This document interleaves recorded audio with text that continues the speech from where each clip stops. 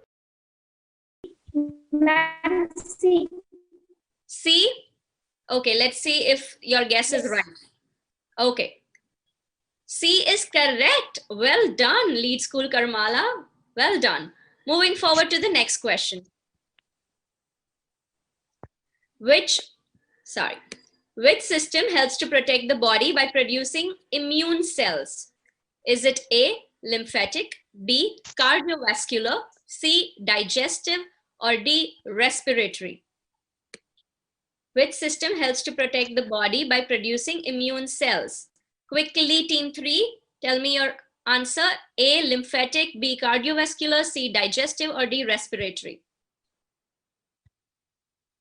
The answer is lymphatic. Option A. Option A. Everybody agrees in the team? Yes. Okay, we'll take your answer as A, but first we'll show if that is the right answer. Show us the right answer, please. That is correct. So well done, team. Very well done. Moving forward to your next question.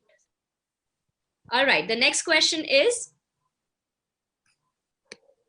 Baltimore system is used to classify what?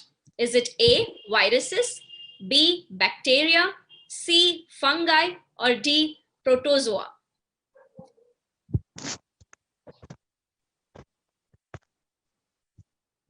Baltimore system is used to classify what? Quickly, team 3, tell me your answer. No prompting, please. We will have to disqualify the team if there is any prompting from teachers or parents. D. D. What about the other teammates? Do you agree? Quickly, tell me. So I'm going to go with D for your team answer. Let's see if that's the right answer. That's wrong. It's viruses. All right, moving forward, this is your last question in this round. When the temperature of a substance is lowered, its particles dash. A, escape the attractive forces of the other particles. B, vibrate slowly. C, stop vibrating completely. Or D, vibrate quickly. When the temperature of a substance is lowered, its particles dash. Tell me your answer, team 3.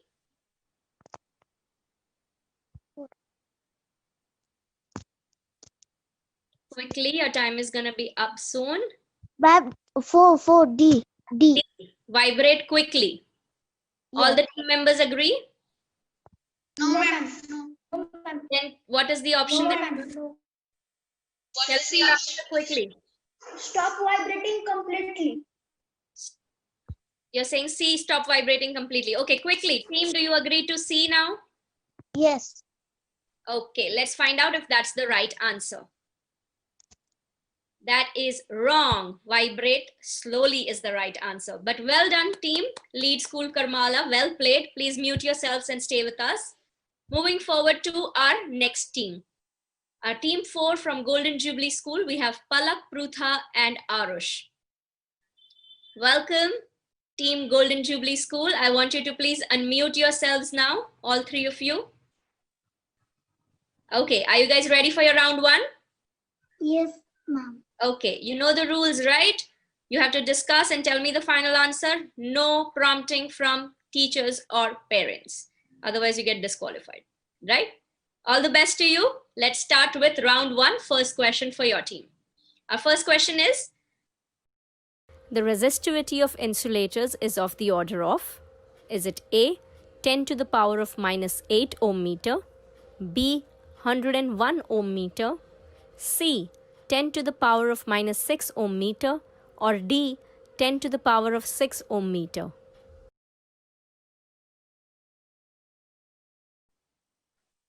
B. B.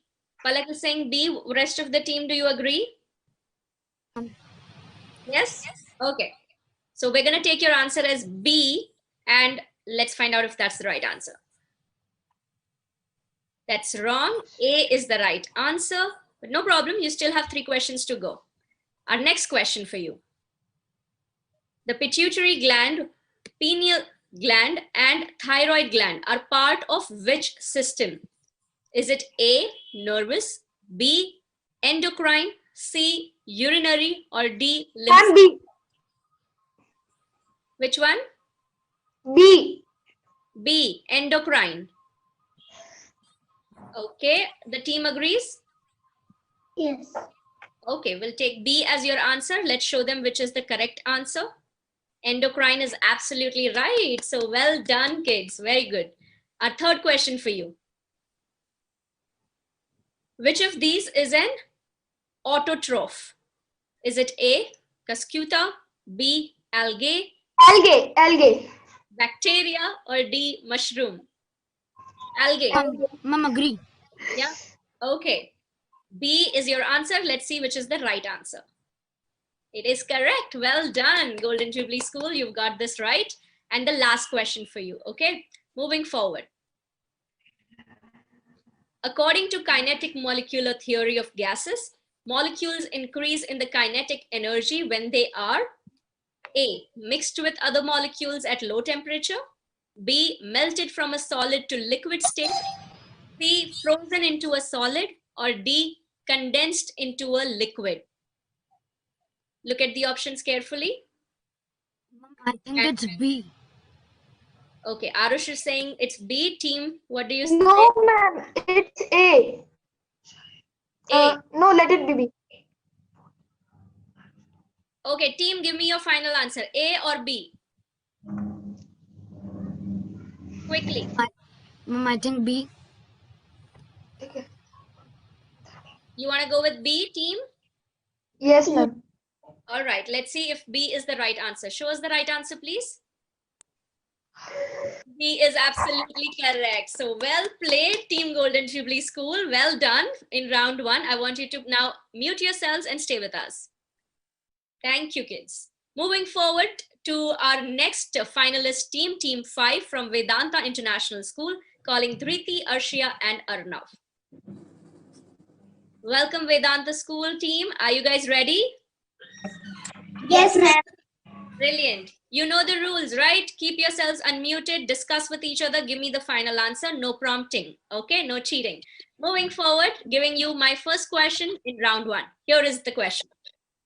Electric power is inversely proportional to A, resistance, B, voltage, C, current, or D, temperature. Team 5, electric power is inversely proportional to resistance, voltage, current, or temperature. Option A, resistance. Option A, resistance. Rest of the team agrees? Yes, ma'am. Okay, so we'll take resistance as your answer. Let's see if that's the right answer. Resistance is correct. Well done. All right, moving forward to second question. The lungs, nose, and trachea are part of which organ system? A, digestive, B, respiratory, C, muscular, or D, circulatory? Ma'am, respiratory. B, respiratory. Arshia, Yes. do you agree? Ma'am, yes. B, All right. respiratory. Okay, let's see if that's the correct answer. The correct answer is respiratory. Well done, Vedanta School. Moving forward to your third question. The shape of Bacillus bacteria is called, your options are A, spherical, B, comma-shaped, C, rod-like, or D, spiral. I'm comma shape. I think it is the rod-like. Okay, all three of you are giving different options. Tell me one. C. D. Option C. Option C. Okay. Team, option C, do you agree? Give your reasons quickly. We don't have time. Yes, ma'am. C, you agree. Okay. So we're going to take C as your answer. Let's see if that's the right answer. Show us the answer. That's correct. Well done, team. Well done. That's the right answer. Moving forward to your fourth question. At the same temperature, the average kinetic energy of 1 mole of each H2 and O2 is A, same, B, different, C, 0, or D, None of above. At same temperature, the average kinetic energy of 1 mole of each H2 and O2 is A same, B different, C 0, D none of above. Team 5, your answer quickly. Option B, different. Option B, different. Riti and Arnav, do you agree? Yes, ma'am. Okay. I'm going to take B as your answer. Let's show the right answer, please. It's A, same. But well played, Vedanta International School. You guys did very well. Now, please mute yourself and stay with us. Round 1, last finalist team coming up from GRD Academy, Sarthak, Bhavika, and Kanisha. A very warm welcome to you, students. Showing you your first question for round 1. Consider the following statements and choose the correct one. A, conductors are used to carry electricity or electric current.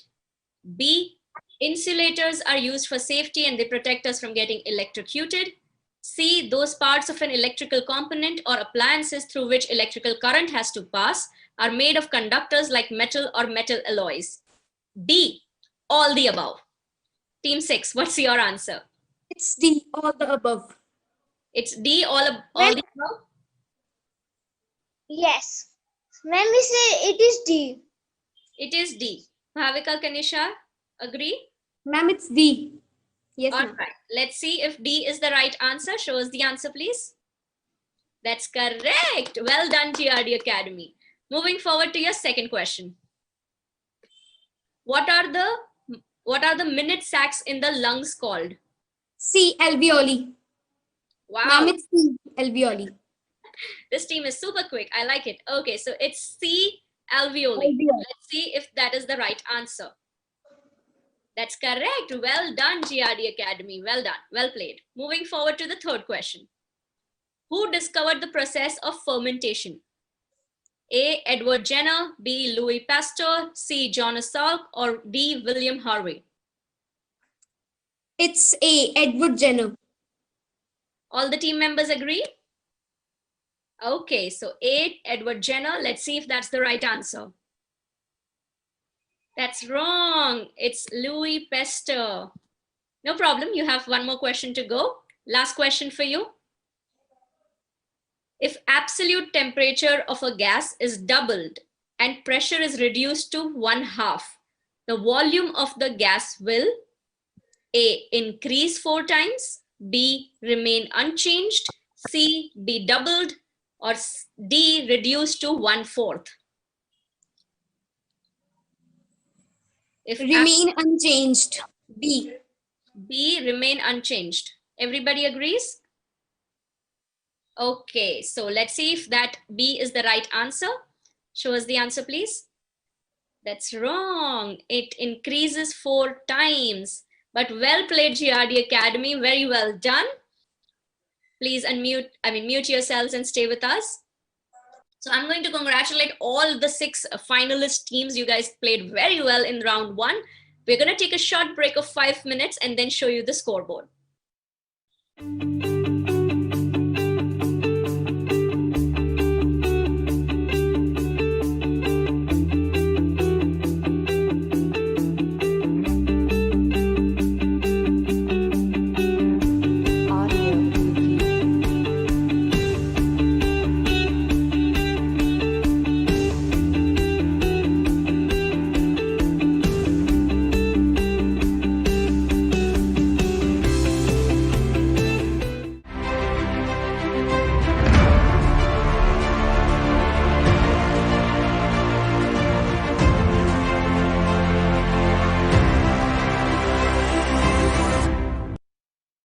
All right, so we have finished with our round 1, which was multiple choice questions for Science B finalists. And here I'm going to showcase the scoreboard till now. Can we have the scoreboard, please? Wow. As you can see, we have 2 clear finalists who've moved to round 2, which is Golden Jubilee School and Vedanta International School, while 4 teams are going to be playing a tiebreaker round to move to round 2. So we have team 1, team 2, team 3, and team 6 who will play a tiebreaker round here with me. So I hope all the teams are ready. I'm going to first begin by calling in our first team, which is team 1 from Thangam Mount Litera Z School. Also, let me inform all the teams who are going to be playing the tiebreaker round. It's very simple.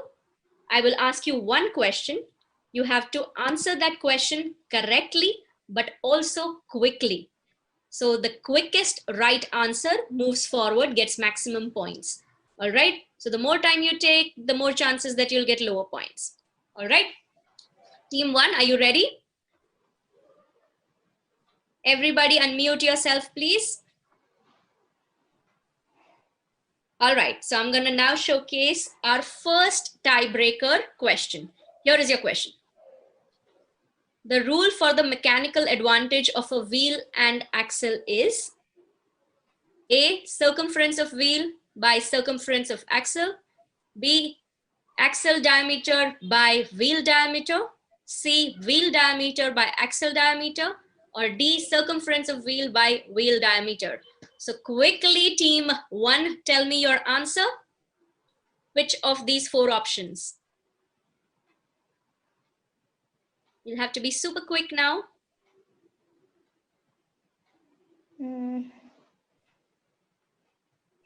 Quickly, Maybe question. The answer might be D. Circumference of wheel diameter. Wheel diameter. Okay. So I'm going to take that as the team answer. Let's see if that answer is correct. Can we show the right answer?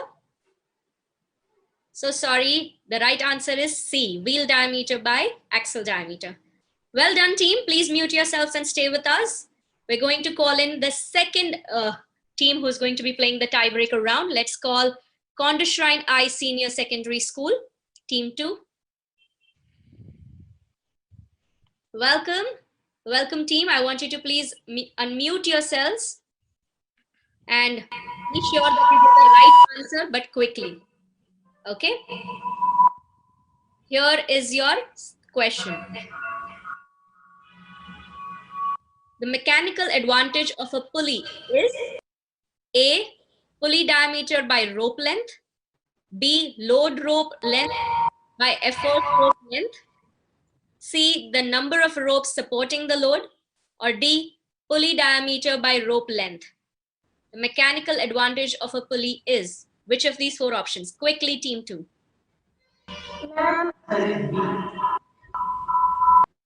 Yes, Arfan? Ma'am, I think it is B. You think it is B. What about the rest of the team? Should we take B as the answer? Yeah. Okay, let's see if B is the right answer. That's wrong. C is the correct answer. All right. Thank you, team. I want you to mute yourself and stay with us. Moving forward, calling our third team who's going to be playing the tiebreaker round, the lead school Karmala. Welcome, team 3. Please unmute yourselves quickly. Okay, ready? I'm going to show you your tiebreaker question. Your question is, if a simple machine requires an effort of 20 newtons to lift a load of 100 newtons, its mechanical advantage is A, 5, B, 5 newtons, or C, 5 MA.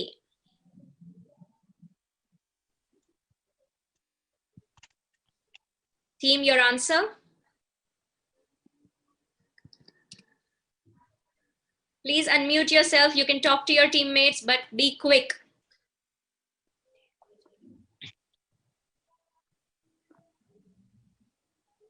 Team 3, your answer?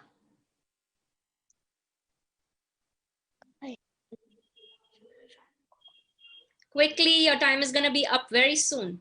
Last 5 seconds. 4, A. 3, A. I'm going to take A as the team answer. Let's see if that is the correct answer. The answer is absolutely right. Well done, Lead School Karmala. Moving on to our fourth team who is playing with us the tiebreaker round, the GRD Academy School. Can we have GRD Academy team up here for the tiebreaker round? Welcome, team. I want you to please unmute yourselves quickly. You know the rules already for tiebreaker, right? I'm going to ask you, you have to be quick in answering. Moving on to your question. All right, here is your question. A wedge is a triangular shaped tool that can be used to stop, split, separate, or hold an object in place. Which of the following things is not a wedge? A, doorstop, B, chisel, C, blade, or D, cog? Quickly telling you the options again. A, doorstop, B, chisel, C, blade, or D, cog? Which of the following things is not a wedge? Quickly, team 6, your answer. You can talk to each other quickly. I need the answer. Is it chisel, Kenisha? Okay. Are you sure? Kenisha, Sarthak, are you sure? It is chisel? Yes. All right. Yes, I think it is chisel. All right. So let's see if B is the right answer. Show us the right answer, please. Sorry, that's the wrong answer. Answer is cog. So thank you, GRD Academy. We're going to take a quick, another 5-minute break here. I want all the students to stay on mute and stay with us while we calculate the scores and come back to you.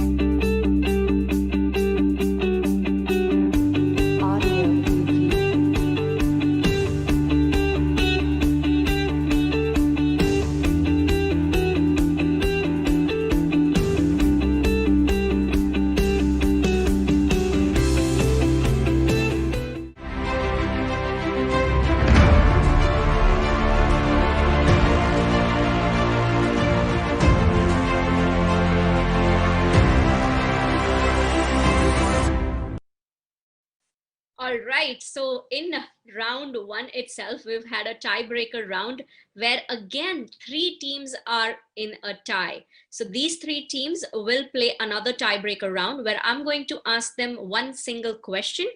The teams will have to answer them on chat, not verbally, but here's a real big twist. If you answer the question correctly, you obviously move to round 2, but by chance you answer it first and it's the wrong answer, you get out of this round and the other 2 teams automatically go forward in round 2. So be sure when you answer that it is the right answer.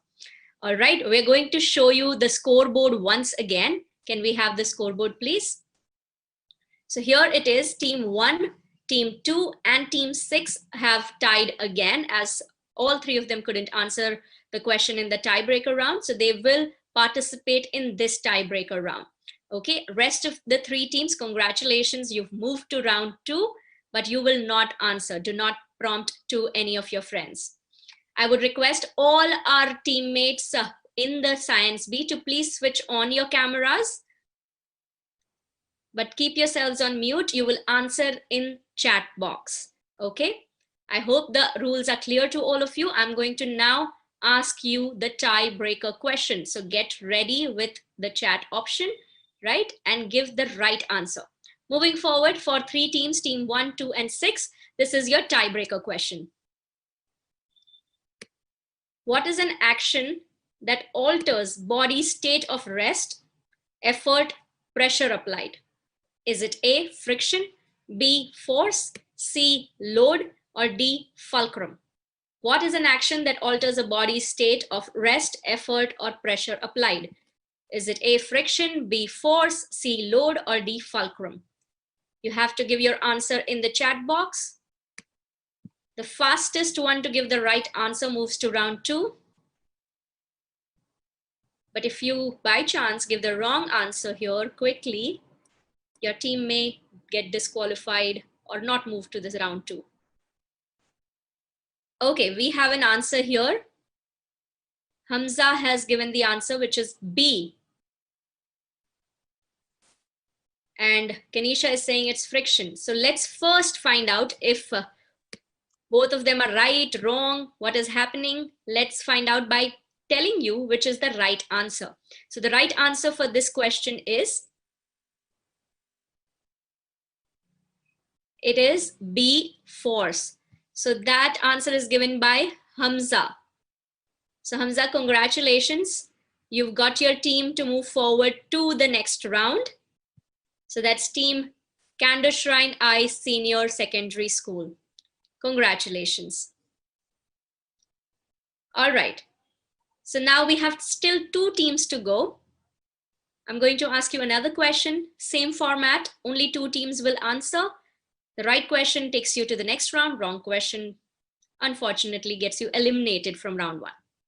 All right, here is our next question. Carefully read it. What is a wheel with a grooved rim in which a rope moves to change directions with less force? Is it A, wheel and axle, B, lever, C, gear, or D, pulley? Okay, we've got one answer, which is D by Aditi from Thangam Mount Literacy School. So let's first find out if that is the right answer or not. So the right answer for this question is D. So very well done, Aditi. You also got your school to move to the next round. So Thangam Mount Literacy School has moved to next round. Unfortunately, because of the tiebreaker round, Team 6, which is GRD Academy, has been eliminated from the next round. So congratulations to all 5 teams who've made it to round 2. All right, so finally, after a couple of tiebreaker rounds, we have the 5 finalist teams that are moving to round 2. Before we call them on the screen, let me show you what round 2 entails. Here are the guidelines for round 2.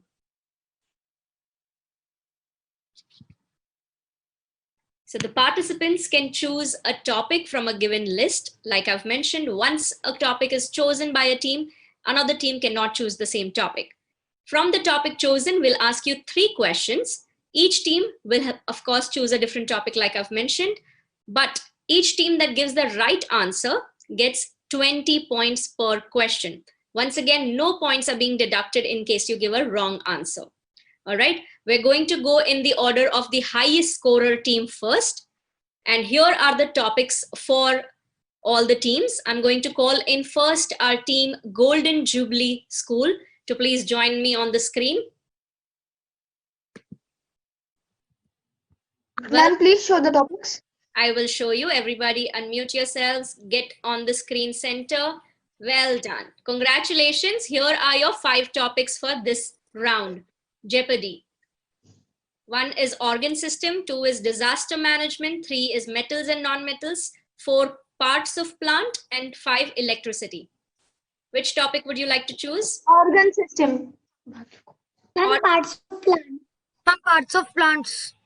Okay, so 2 of you are saying parts of plant, so I think we should go with that. Yes. So team 1, which is Golden Jubilee School, I'm going to take parts of plant as your topic. And here is your first question.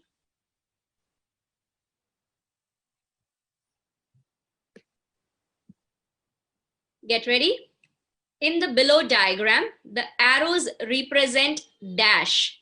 Everybody can see the photograph. In this diagram, the arrows represent what? So team, you gotta tell me the answer.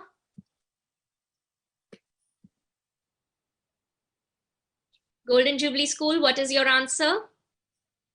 Water and minerals. Water and minerals. Everybody agree? Yes. Okay, I'm going to show you what the right answer is.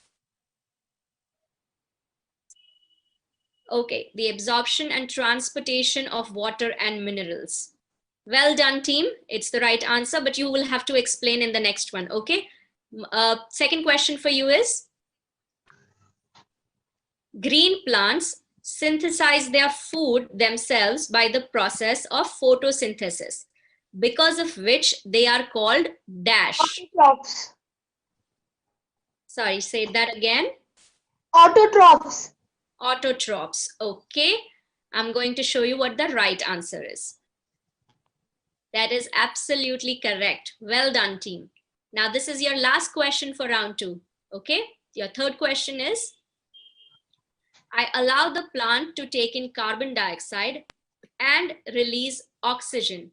I reside on leaves. Stomata. Sorry? Stomata. All right, let me show you if that is the right answer. That's absolutely correct. So well done, Team Golden Jubilee School. You've scored almost 100 points in this. 3 out of 3 questions answered correctly. So well done. Moving forward. Now you can mute yourselves and stay with us. Our next team that we are going to call on screen is Vedanta International School. Can we have Vedanta team come up on the screen, please? Okay. Vedanta International School, are you ready? Yes. Please stabilize your cameras. Okay, no movement. Perfect. Now, you can't choose parts of plant, it's taken. So out of the other 4 options, which topic would you like to choose, team? Organ system. Organ system. Organ system, okay. So as the team unifies on organ system, we are going to take that topic and show you your first question. Your first question is, the large intestine measures about dash. The large intestine measures about dash. Team, your answer?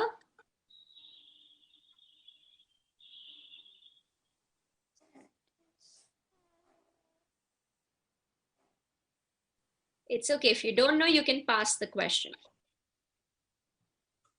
Right? We'll move on to the second question. Get ready. The second question is,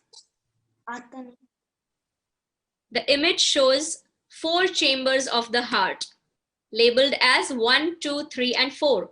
What is the name of the third chamber? Watch the image. The third chamber. Now tell me the answer, team.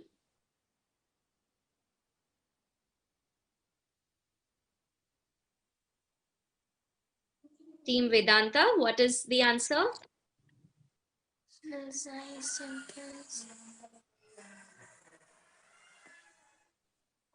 Ma'am, repeat the question. Now the image shows 4 chambers of the heart labeled as 1, 2, 3, and 4. What is the name of the third chamber? Jahan pe 3 likha hai, right? The place where it's written 3, that's the third chamber. What is the name of that? I think it is supplementary veins. All right. I'm going to take that answer and show you what is the right answer. That's wrong. Right answer is left ventricle. Okay. Your third and last question for this topic. For a newborn baby, there are 300 bones. How many more bones do a newly born baby has compared to a fully grown adult? A newborn baby has 300 bones. How many more bones do a newly born baby has compared to a fully grown adult? Yes, team?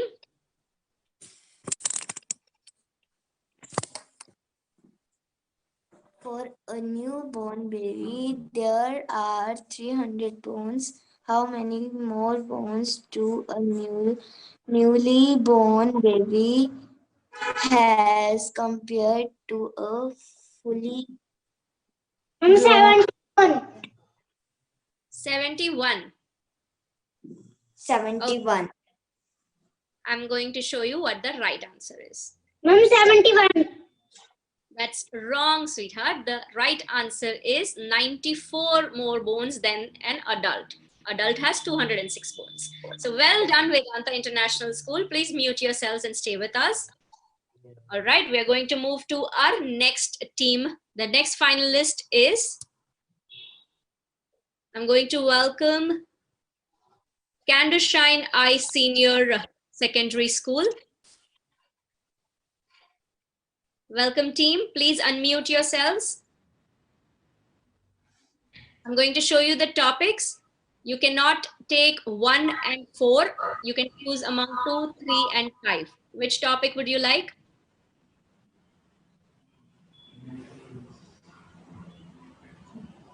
Electricity. 5, electricity. Yeah. Okay. Hamza, can you come to the center of the screen, please? Move a little, opposite side. Yes. Good. Okay, perfect. All right, so electricity is your topic, and we're going to show you your first question in the topic. When I flow from negative terminal to the positive terminal of a circuit, it is known as electric current.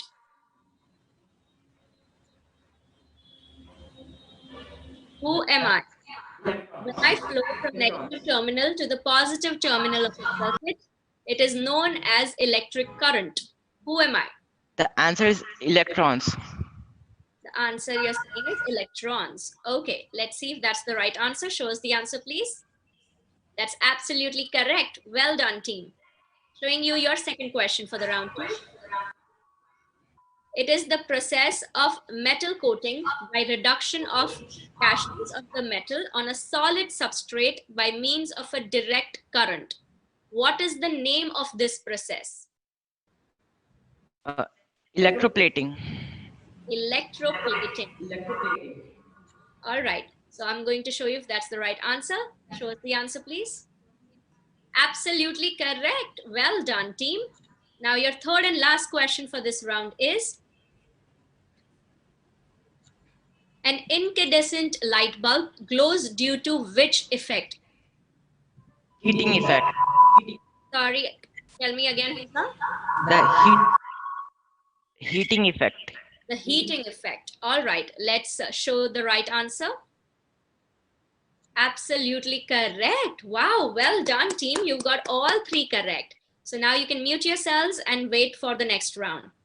Moving forward to our next team, next finalist who's reached round 2.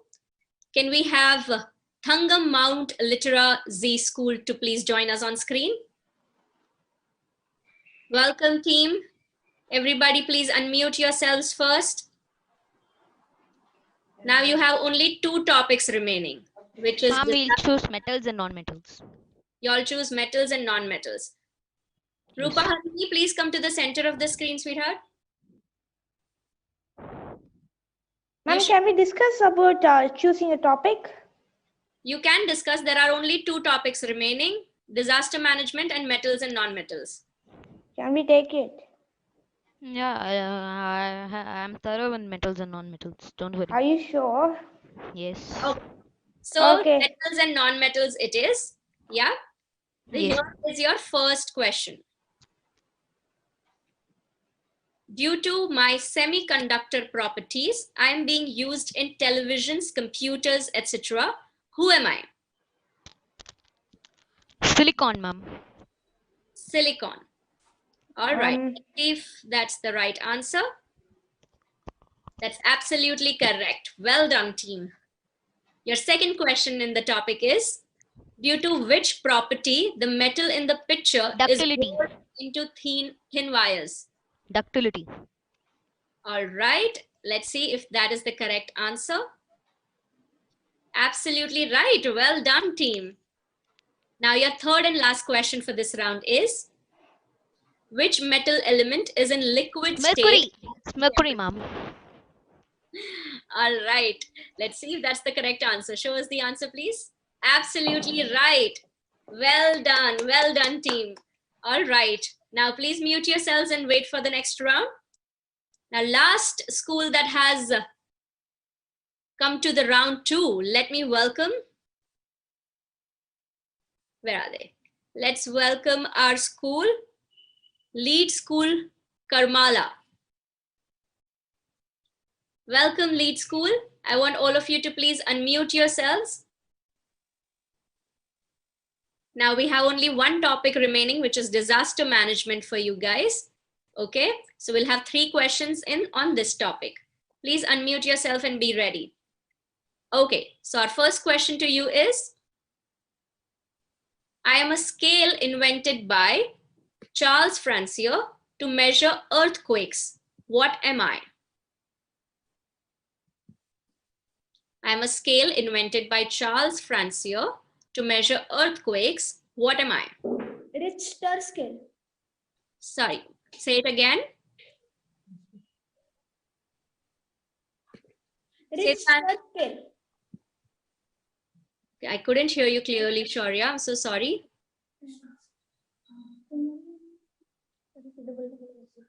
Richter scale. Okay, got it. Now let's see if that's the right answer. Richter scale, that's correct. So well done, team. Now your second question, okay? Which king designed the famous Nehar irrigation scheme in Aurangabad?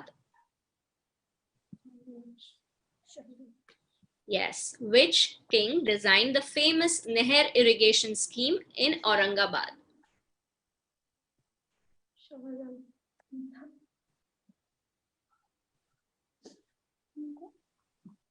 You'll have to be quick. Okay, time's up, kids. We'll move on to the third question. We'll move on to the third question. Your third question is? Ma'am, Aurangzeb, ma'am. Sorry, sweetheart, your time's up for this question. Moving on to the third question. And it was an Aurangzeb. What is the phenomenon you observe in this video? Watch the video carefully. What is the phenomenon you observe in the video? Cloud burst. Yes, your answer is? Cloud burst. Okay, let's see if that's the correct answer. The answer is cloudburst. Absolutely right. So well played. Well done.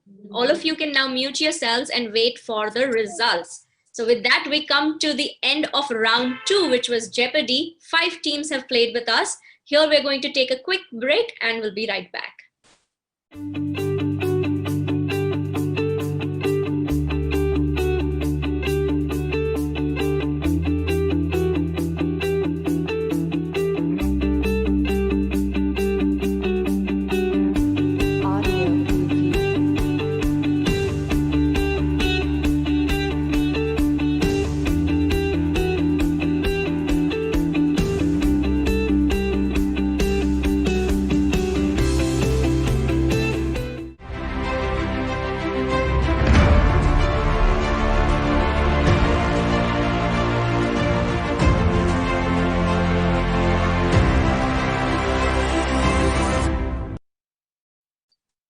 All right, with that, we come to the end of round 2, which is Jeopardy. And to find out how the teams have performed, I'm going to showcase the scoreboard here. Let's bring in the scoreboard. So here it is. All the team 1, 2, 3, and 4 have proceeded to round 3, whereas unfortunately, Vedanta International School with lowest score will be eliminated. So, but congratulations, Vedanta, you've reached till here. So many congratulations to the team. And 4 teams, team 1, 2, 3, and 4, many congratulations to all 4 teams here to be proceeding towards round 3. I hope all of you are geared up for it. Keep your cameras on and let's get ready for round 3. So for round 3, which is the rapid fire round, I'm going to first show you all the rules and guidelines for it. Let's show them the rules, please. So here in 1.5 minutes, which is 90 seconds, I will ask you a maximum of 7 questions. Okay. So the first answer that I get from the team, I will consider that answer. Okay. So be quick. Each correct answer gives you 40 points. There are no point deduction for wrong answer. So make sure that you give answers, but quickly. All right. So moving forward to our next round, which is round 3, rapid fire. I hope the teams are ready and going to call our first team here, which is Golden Jubilee School. So can we have the students of Golden Jubilee School on screen, please? All right, welcome team. Come on, everyone can smile. You have reached round 3. Yeah, adjust yourselves in front of the camera quickly, please. Brilliant. Unmute yourselves also. Now remember Golden Jubilee School. 7 questions, so I'm going to ask you quickly. Whoever gives the first answer, we will consider that as the answer. Okay, and we'll tally the answers, right, wrong, everything, and tell you later. But be quick on this one. All right, so team Golden Jubilee School, here is your first question of rapid fire. Which one cools faster, land or sea? Land. Okay, land. Moving on, that's right. When you see a green leaf, which color in the light spectrum is the leaf not absorbing? When you see a green leaf, which color in the light spectrum is the leaf not absorbing? Quickly, quickly, quickly. Green. Green. Okay, moving forward. That's right. What is the unit of resistance? What is the unit of resistance? Koham. Okay, we won't consider this. There was a lot of prompting. Moving forward. Stars appear to twinkle or wobble. Which explains the twinkling of the stars? Refraction. Say it again. Refraction. Refraction. Okay, moving forward. Which scientist demonstrated the connection between lightning and electricity by flying a kite?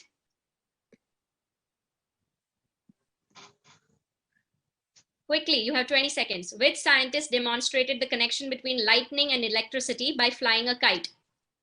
Moving on to the next question. Who was first to formulate the law of inertia? You have 6 seconds more. Quick. Who was Newton. first to formulate? Yeah? Newton. Okay. Thank you, kids. You did well. We'll tell you the tally of answers, how many were right, wrong. Thank you so much. Well played, Golden Jubilee School. Moving forward to our next team, which is Thangam Mount Litera Z School. Welcome. Welcoming the students here. Very warm welcome to all of you. Please unmute yourselves. Okay. You've already seen team 1 play, so you know the rules. We have to be quick. Right? Moving forward to our first question.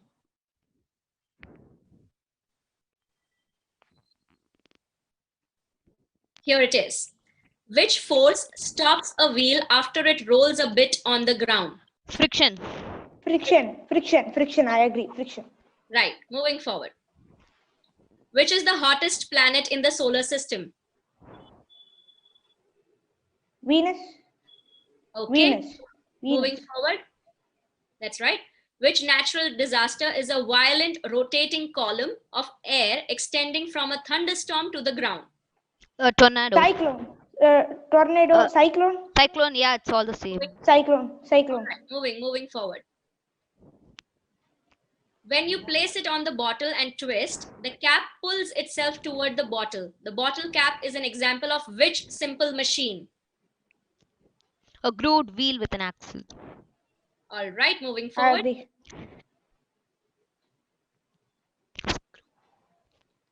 How many days does the moon take to orbit the Earth? How many days does the moon take to orbit the Earth? 27 days. 27. Okay, moving forward. Non-vascular plants reproduce through dash. Non-vascular plants reproduce through dash. 10 seconds, come on. Okay, moving forward to your last fission. Binary fission, I suppose. Okay. That's wrong. And Okay. time is up. But well played, team Thangam Mount Litera Z School. You all played really well. All the best for the next round. Please mute yourselves and wait. Moving forward to our next finalist team here, Candor Shrine I Senior Secondary School. A very warm welcome to the students of Candor Shrine. Can we have the first question, please? In which layer of the atmosphere does weather occur? In which layer of the atmosphere does the weather occur?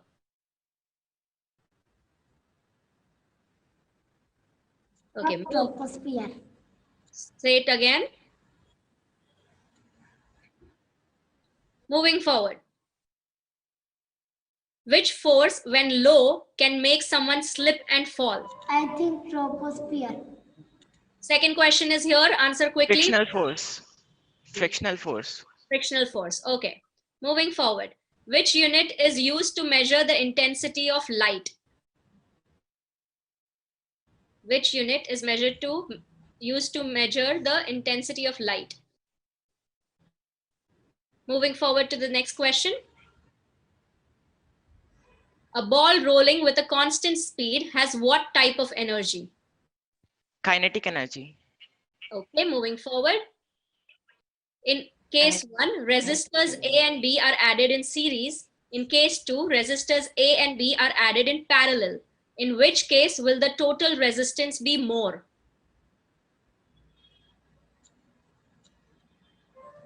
In parallel.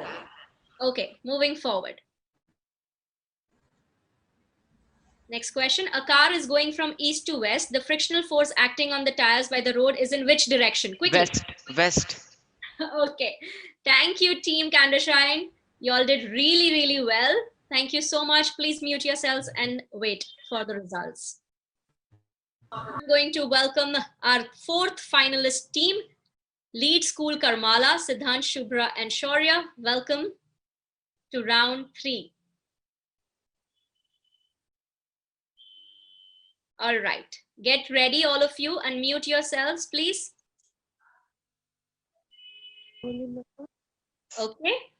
No prompting from parents or teachers anywhere. Get ready, 90 seconds. Your first question is here. Who invented the penicillin?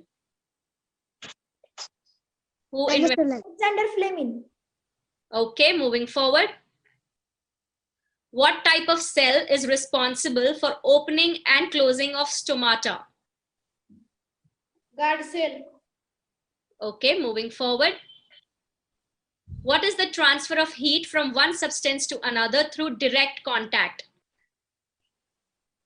What is the transfer of heat from one substance to another through direct contact? Conduction. Okay, moving forward. What does a hygrometer measure? What does a hygrometer? Rain. Humidity.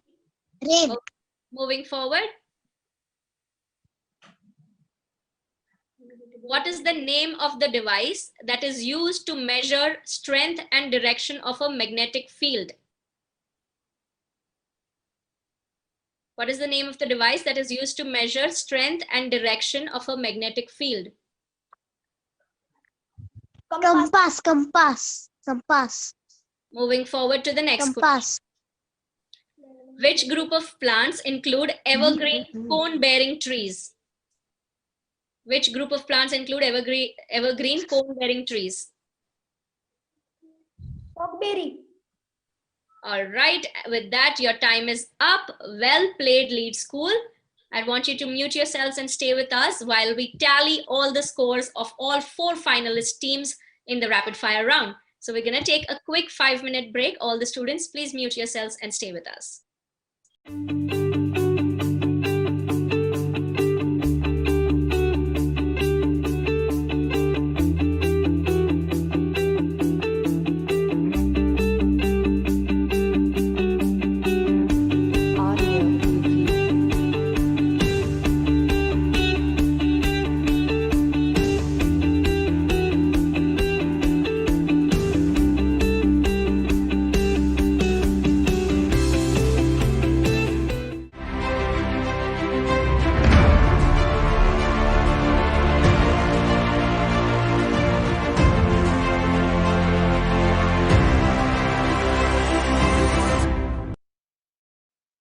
All right, what a day we've had at the National Science Championship. We've already finished 3 rounds of Science B, and the teams have done so very well.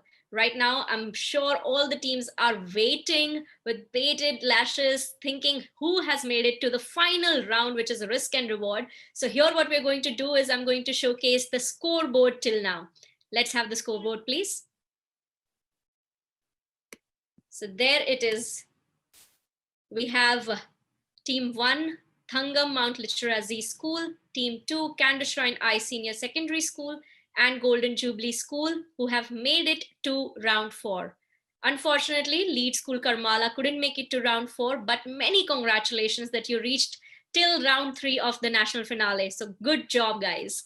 Moving forward, we will be, of course, playing a round 3, which is risk and reward with all these 3 teams. So teams, get ready because I'm going to start by telling you the guidelines and rules of this round. Listen in carefully. It's a little tricky round, so be sure that you hear carefully. Round 4, which is risk and reward.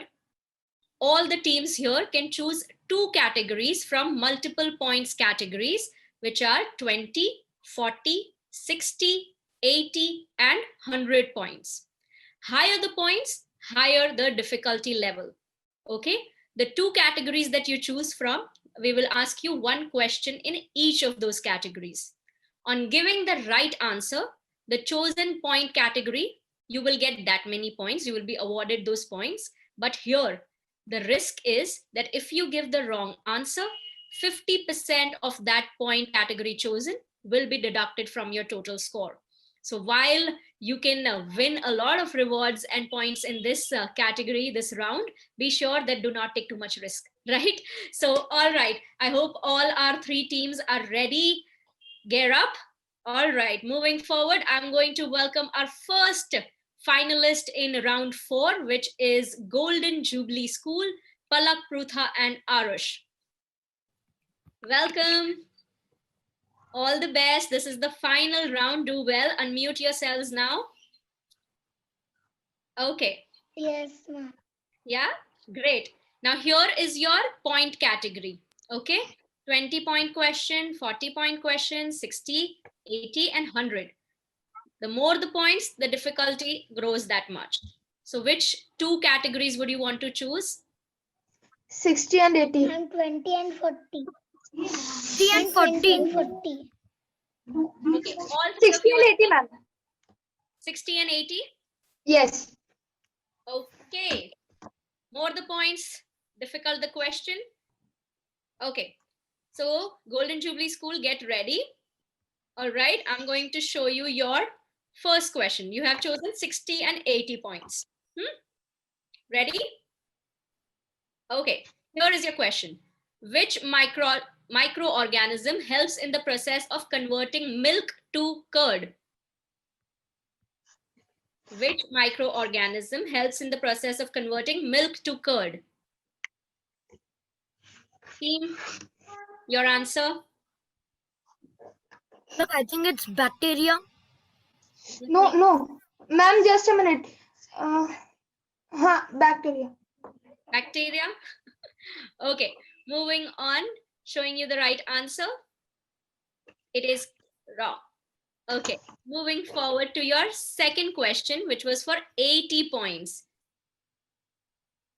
The hormone responsible for regulation of blood sugar level is produced in which organ? The Pancreas. Pancreas. Okay. Team agrees, pancreas? Wonderful. Yes. You won yourself 80 points, but with the wrong answer, you have... Lactobacillus is a bacteria only, so will you consider that? No, you have to give the right answer, the specific name. So well done, team. You've played well. All right, mute yourselves and wait for the results. Moving forward and calling our second team here. Our second team who has reached the final risk and reward round is Thangam Mount Litera Z School, Rupa Harini, Hariram, and Aditi. Welcome, and please unmute yourselves.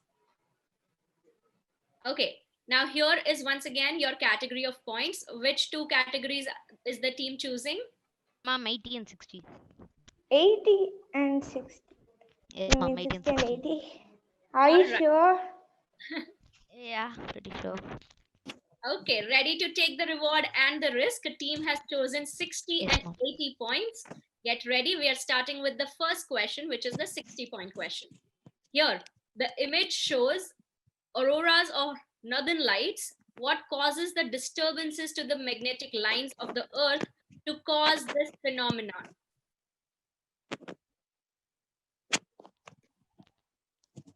Team, your answer?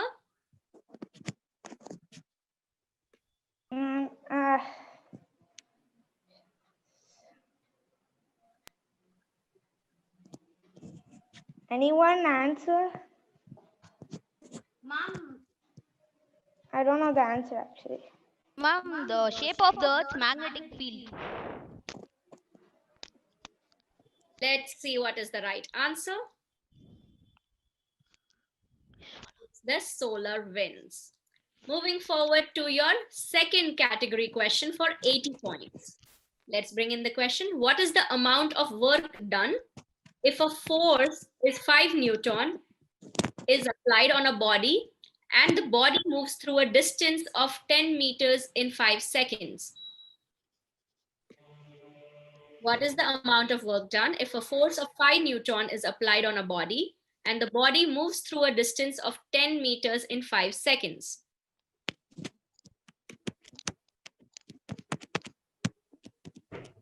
Any answers? You may have to solve this problem. Well, I'm not sure about this. No problem. Rupa Harini, Hariram. 10 meter. Ma'am, just a minute.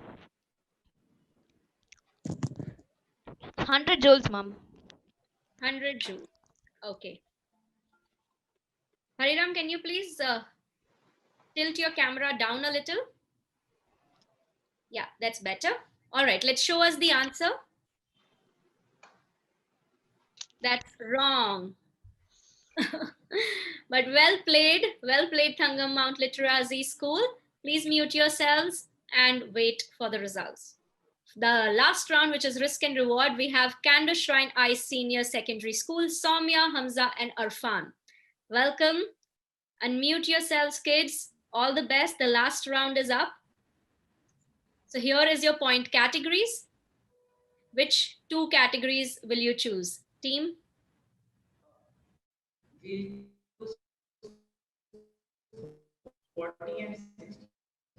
40 and 60. Okay, so 40 and 60 point categories. We'll start with the 40 pointer question first. Okay, get ready. Here is your question. Watch the video. In the video, kinetic energy is converted into which form of energy? Okay, here's the video.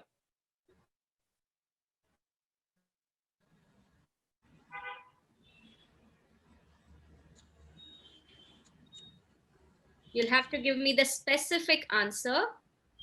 It's electrical energy. Okay. You've carefully seen the video. Well done.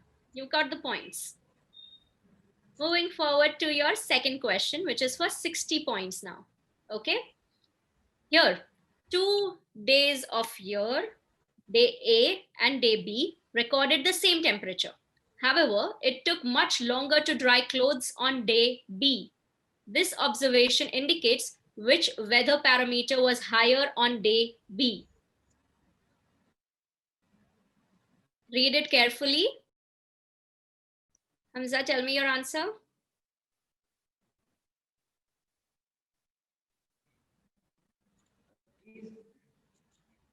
Team Candor Shrine, your answer, please. Repeat the question, please. Sure. Quickly repeating the question for you. 2 days of year, day A and day B, recorded the same temperature. However, it took much longer to dry clothes on day B. This observation indicates which weather parameter was higher on day B.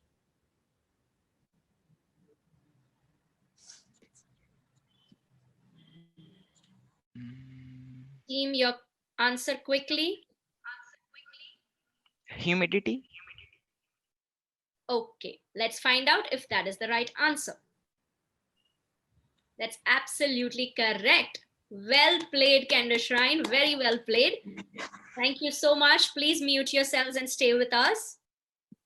With that, we come to the end of round 4 and finally the Science B competition as well.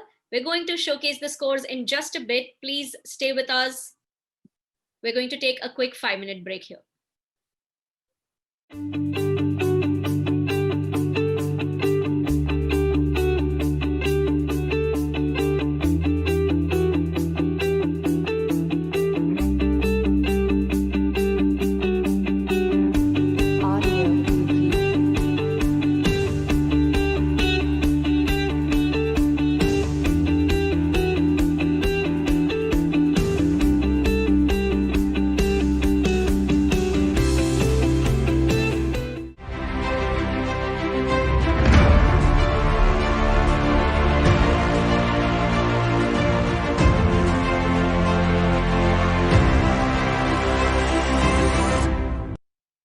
So with that, ladies and gentlemen, boys and girls, we come to the end of National Science Championship. All three categories are done. We have played with all the students from across the country, and what a performance they've had. Here, I would like to congratulate all the teams, all the participants who've been part of the National Science Championship. And let me now inform all of you who are going to get awarded and what are they getting in these rewards. So ladies and gentlemen, for each science project category, which is category of 3 to 5, classes 3 to 5, and also for the category of classes 6 to 8, both of them, the winners here will take home a laptop and a trophy. The runners-up will take home a tablet and a shield, and the second runners-up will take home a music player and a medal. While for the Science B category, the winning team will take home tablets and a trophy, and the runners-up team will take home music players and shield. So quite excited as we come to the winner announcement. So here what I'm going to do is I'm going to hand over the stage and the screen to Ashna and Purvi, who were the brilliant judges of our National Science Championship. Ashna will announce the winners for the science project classes 3 to 5, while Purvi will announce the winners of science project classes 6 to 8, as well as Science B. So I'm going to give the responsibility to you ladies. The screen is all yours. Okay, students, I'm very, very excited to be here to announce the winners of the Science B and the Science Senior contests. It was a wonderful afternoon that we spent with all of you, and we're very proud of each and every one of you. Let's go ahead with the announcements. So for the Science B, the first runner-up is the team from Golden Jubilee School. Well done, you folks. Well done. We are very proud of you. Good job. And the winner of the Science B is the team from Kandershrine I Senior Secondary School. Excellent. Well done, you students. We are very proud of you. I'm sure your teachers and parents and all your peers are very proud of you as well. Keep it up. Now I'm going to move on to announcing the winners of the Science Senior category. So there is a second runner-up, a first runner-up, and a winner. Okay, let's move forward. Are you ready? The second runner-up in the Science Senior category is Manya Garg from grade 7 from Maharaja Agrasen Public School. Well done, Manya. It was a wonderful presentation. Great job. Okay, the first runner-up in the Science Senior category is Kirtana from grade 8 from St. Peter's High School. Excellent job, Kirtana. We're very proud of you. Well done. And now the winner of the Science Senior category is Divya D'Souza from grade 8 from Surana Vidyalay. Well done, Divya. Well done, all three of you. We're incredibly proud of you. Keep it up, and I hope I'll see all of you again next year in this championship. Now I'm going to hand over to Ashna to announce the winners for the Junior Science category. Thank you so much, Purvi ma'am, for that. And congratulations to all the winners of all the championships. You have all done such a brilliant job. And thank you for showcasing your curiosity on this platform. Remember that you're all winners in our eyes. I am here to announce the winners of the Science Junior category. The second runner-up for the Science Junior category is Ayan Gupta of grade 5 from Red Fort International Public School. Congratulations, Ayan, you have done a brilliant job. The first runners-up for the Science Junior category is Sivanesh Raj M of grade 4 from Vivekananda Vidyalaya CBSE School. Congratulations, Sivanesh Raj M. You have done such an amazing job and we are all so proud of you. And finally, the winner of the Science Junior category is Keshav Dimri of grade 5 from Doon Valley School. Congratulations, Keshav. That was a brilliant presentation of yours and you have done an amazing job. Congratulations again to all the winners and have a great year full of curiosity ahead. Thank you. So our heartiest congratulations to all the winners. Thank you so much to our judges for doing the honors and spending this time with the students here. A big congratulations once again to all the winners of Lead National Science Championship finale. Now, as we bring this event to close, I'd like to once again invite Mr. Sumit Mehta to please come and deliver the vote of thanks. A very warm welcome to you, Mr. Mehta.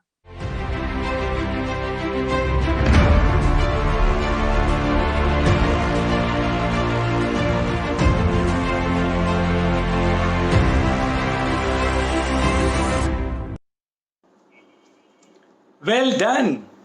So did you all have fun? Today's finals were amazing. I was so happy to see all of you giving your best. It was exhilarating to see every team participating with full vigor.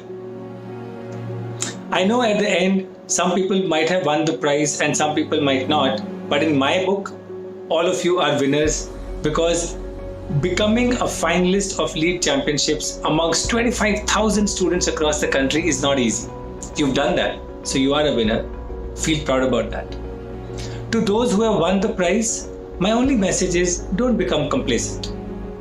Life is a series of peaks. This was just one of the peaks. There will be more. And I encourage you to keep working hard, keep learning, keep getting better. Next year, there'll again be Lead Championships. During this year, your school will have a lot of competitions. So don't become complacent and keep learning. To those who were not able to win a prize, remember what I said in the morning? Never give up. This is not the only championships you're going to participate in.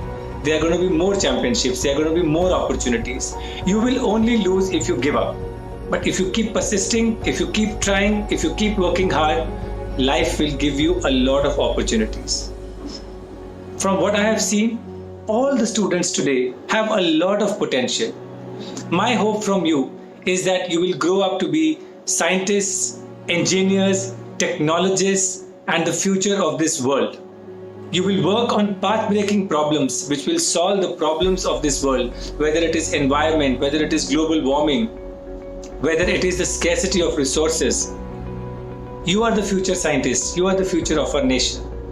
So take heart from today's performance. I hope you have learned one or two things that you could do better. Take those learnings back to your school. Feel immensely proud of the effort you have put in and come back again with renewed vigor. All the best and thank you very much.